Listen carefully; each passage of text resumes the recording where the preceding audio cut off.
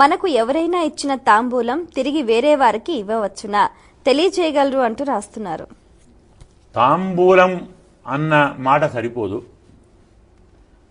తాంబూలం దేనికోసం ఇచ్చారు అంటే, మీరు తాంబూలం వేసుకోమని ఇచ్చారనుకోండి, దాన్ని వేరే వాళ్ళకి ఇవ్వచ్చు. కానీ కొందరు ఏదో వ్రతం చేస్తారు, పూజ చేస్తారు, ఏదో కొన్ని ఆచరిస్తారు, దక్షిణగా ఇస్తారు తాంబూలం. దాన్ని ఇవ్వకూడదు, దాన్ని మనమే తీసుకోవాలి.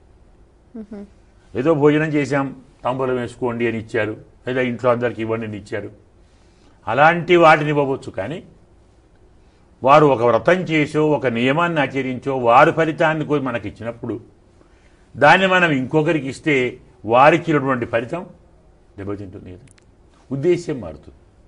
అందువల్ల తాంబూలము కూడా 16 రకాలుగా ఉంది. అంటే నిష్కామ్యం, ఎలాంటి కోరిక లేకుండా పెద్దవారు కనపడ్డారు కాబట్టి తాంబూలం ఇద్దాం, అలా ఇచ్చిన దాన్ని ఎవరికైనా ఇవ్వచ్చు.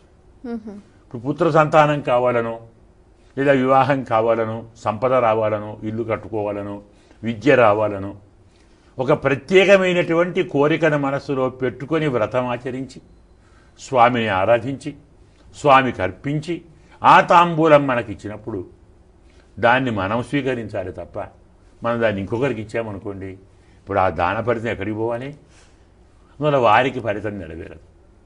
కావాలంటే మీరు మళ్ళీ ఇవ్వాలనుకుంటే మీరు కూడా వ్రతం చేసి దాన్ని స్వామికి అర్పించి స్వామి అనుమతి తీసుకొని మళ్ళీ ఇవ్వాలి.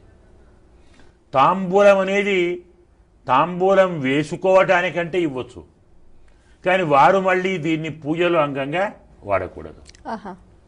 వారు తమ వ్రతంలో తమ నియమంలో దీన్ని అంగంగా వాడకూడదు. అనుభవించవచ్చు, పిల్లలకి ఇవ్వచ్చు, పెద్దలకి ఇవ్వచ్చు, కానీ వ్రతాదులలో మాత్రం విశేష విధి అనుసరించి తామే దాన్ని స్వీకరించాలి.